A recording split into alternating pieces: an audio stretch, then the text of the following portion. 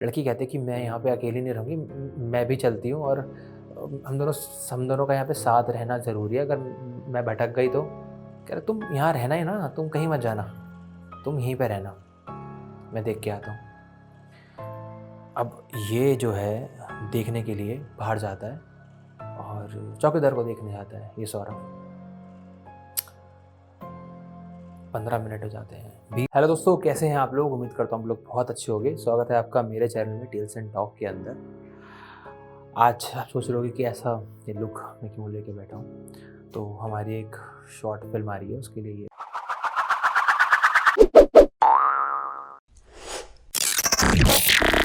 आज की कहानी ना बड़ी इंटरेस्टिंग सी है। अगर आप ये कहानी रात को सुन रहे हो ना, तो हो सकता है ये कहानी आपके लिए थोड़ी सी डिस्टर्बिंग हो। कहानी एक कपल की है। कुछ कपल्स होते हैं ना जो प्यार ढूंढने के लिए कहीं भी चले जाते हैं जंगल के अंदर, है ना। ऐसे जो कपल्स होते हैं, ये कहानी उन्हीं की कहानी है।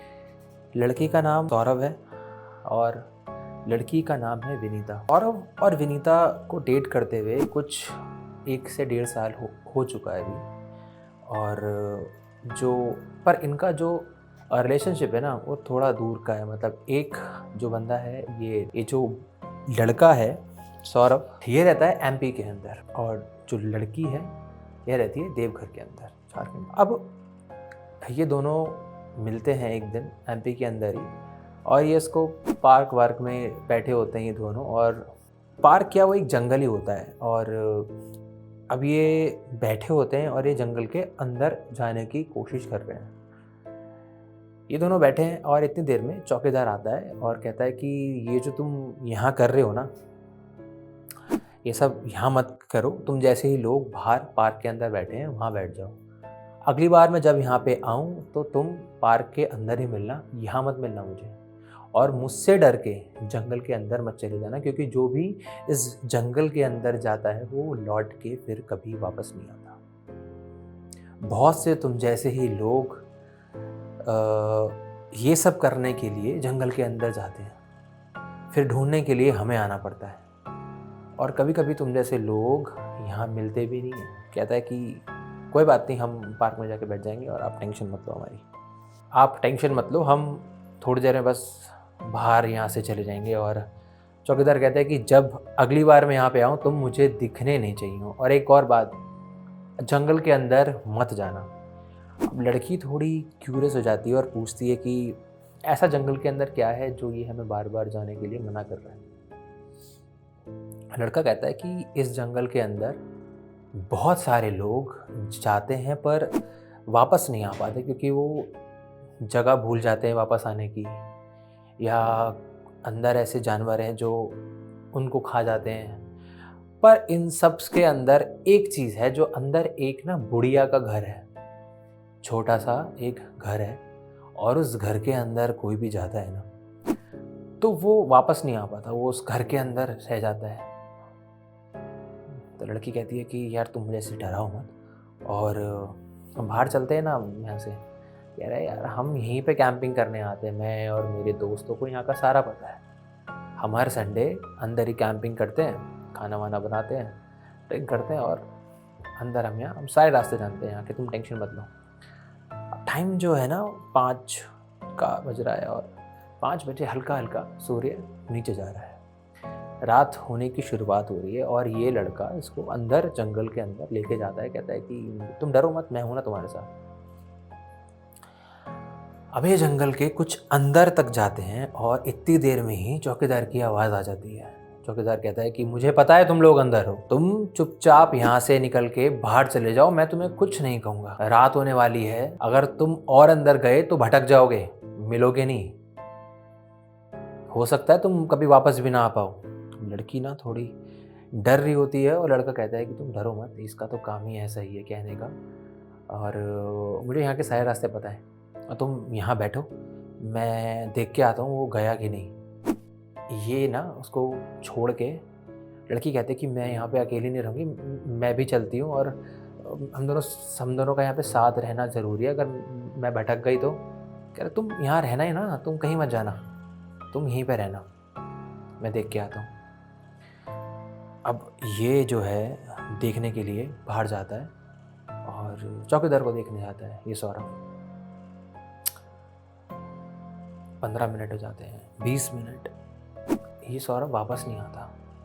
अभी जो लड़की है विनीता, अभी चीख रही है, चिल्ला रही है, सौरभ सौरभ, पर उसका कोई आंसर नहीं है, कोई उसको सुनाई नहीं दे रहा कि सौरभ कहाँ है। अब उसको भी नहीं पता कि सौरभ कहाँ है।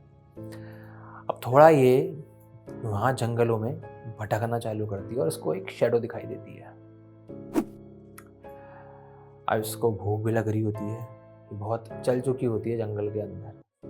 अब टाइम ये कुछ 7 साढ़े 7 का टाइम हो रहा होता है। अब रात लगभग हो चुकी होती है।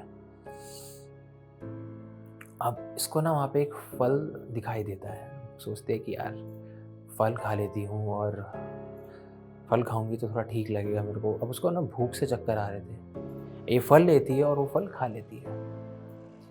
जब ये फल खाती है ना, उसके कुछ विदिन सेकंड्स के अंदर ही इसको ना बेहोशी आने लगती है, बेहोश होने लगती है। अब ये बेहोशी हो जाती है।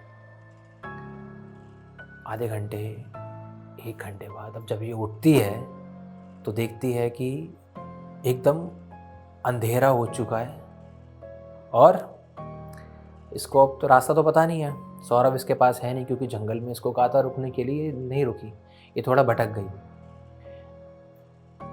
अब जब ये उठती है ना तो उसको एक शैडो दिखाई देती है जंगल के अंदर। इसको एक काली परछाई दिखती है, जिससे डर के ये जंगल के और अंदर भागती है धीरे धीरे धीरे धीरे। अब ये जंगल में बहुत अंदर आ गई है।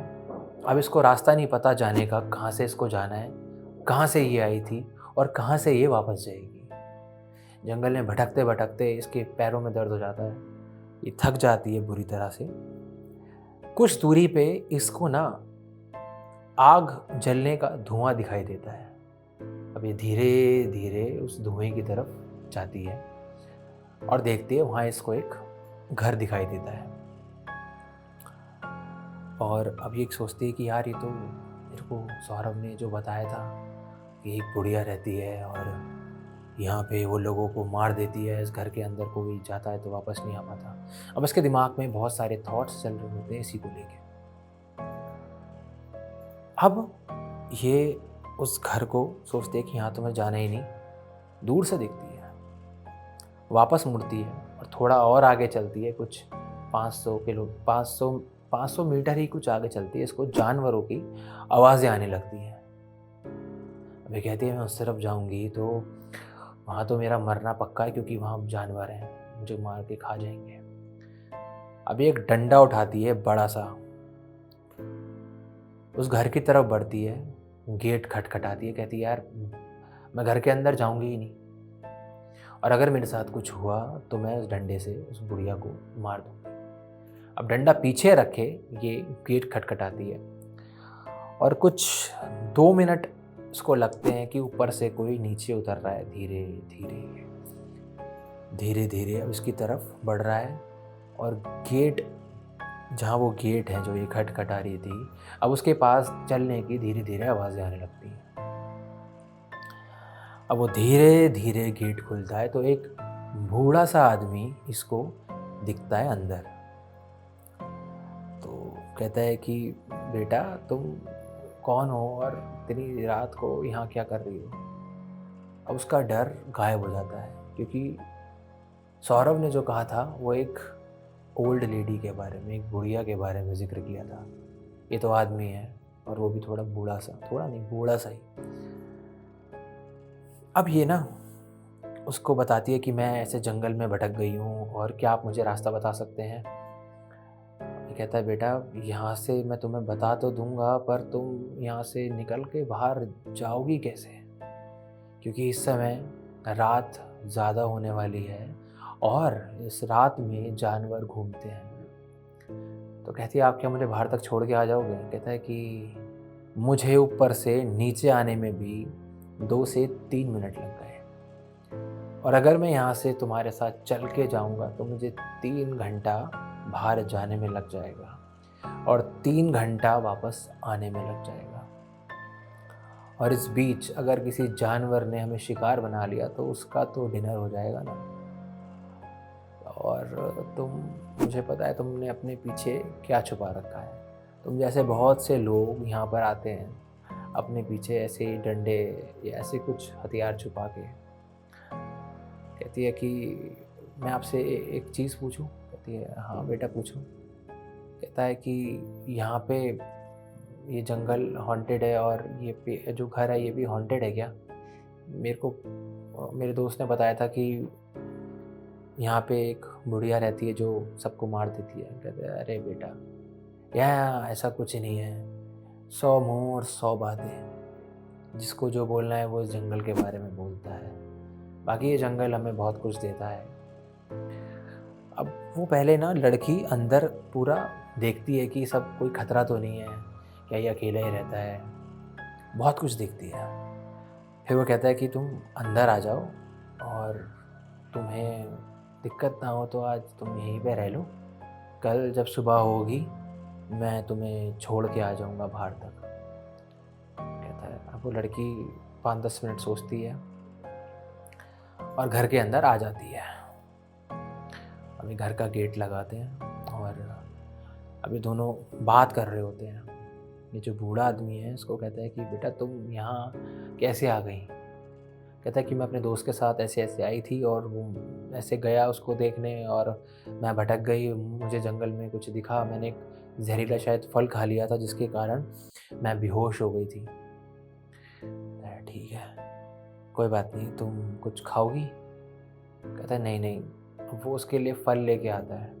कहता है देखो मेरे पास तो फ़िलहाल यही है, मैं फल के सहारे ही जीता हूँ। और इसको पानी पूछता है। कहता है कि ताज़ा पानी है, पास में ही नदी बहती है, वहीं से भर के मैं पानी लाता हूँ और तुम खा लो और थोड़ा पानी पी के आराम कर लो। और तुम्हारे लिए ऊपर कुछ कपड़े भी हैं। लोग यहाँ पे आते हैं और भटक जाते हैं तो यहीं पे आके रहते हैं।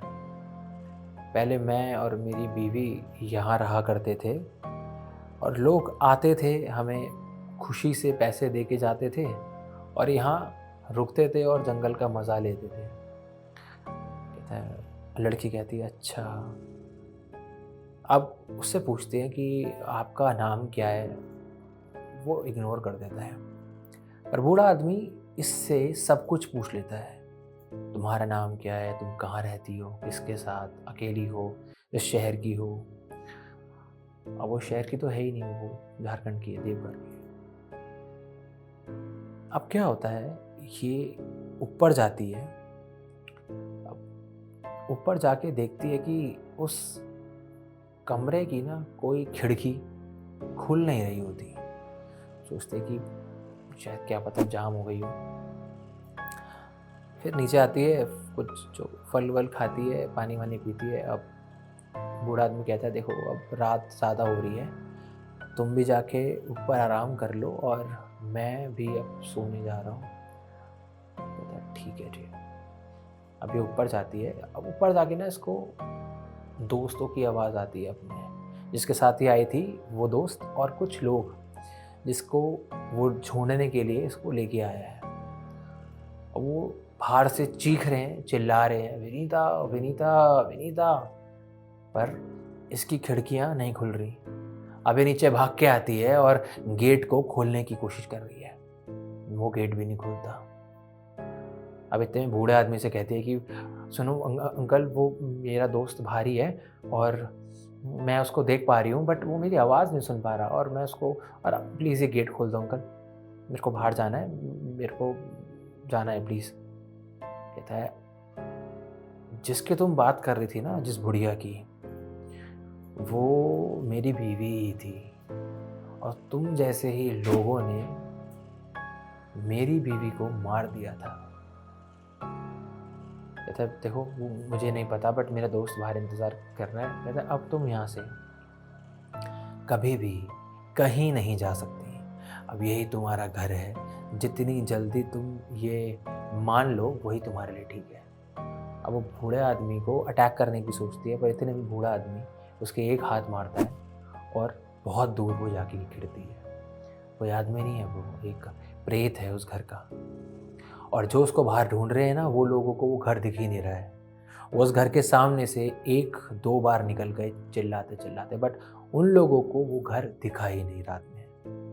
ये लोग मशाले लेके, टॉर्चें लेके ढूँढ रहे हैं, पर वो घर, ना उस लड़की की आवाज़, ना इनको कुछ सुनाई दे रहा है और ना इनको कुछ दिखाई दे रहा है। अब होता क्या है, ये लोग ना आगे चले जाते हैं और ये बहुत तेज़-तेज़ गेट खटखटा रही है, खोलने की कोशिश कर रही है। कहता है, मैं तुम्हें एक कहानी सुनाता हूँ, सुनो। एक लड़का यहाँ पे रहने आया था, उसके साथ एक लड़की भी थी। वो लोग ऊपर वाले कमरे में रुके हुए थे और मेरी बीवी उनके लिए खाना बना रही थी और मैं बाहर आग पे उनके लिए रोटी बना रहा था। अब ये खा पी लेते हैं और सो रहे होते हैं। इतने में वो लड़का ना रात को हमारे यहाँ चोरी करने के इरादे से आता है हमारे कमरे में और पैसे चोरी कर रहा होता है, निकाल रहा होता है। मेरी बीवी उसको पैसे चोरी करते हुए देख लेती है।